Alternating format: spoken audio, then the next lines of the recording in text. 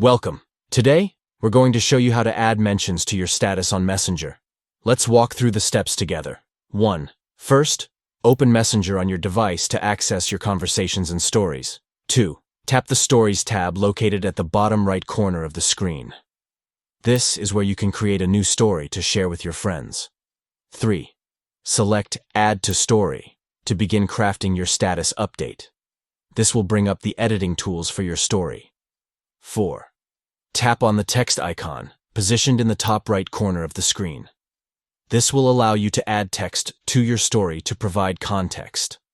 5.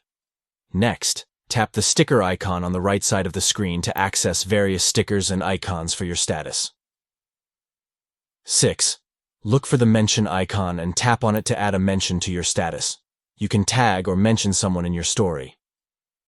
7.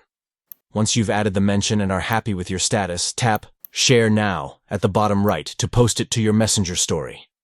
By following these steps, you can easily add mentions to your status on Messenger and engage with your friends in a more interactive way.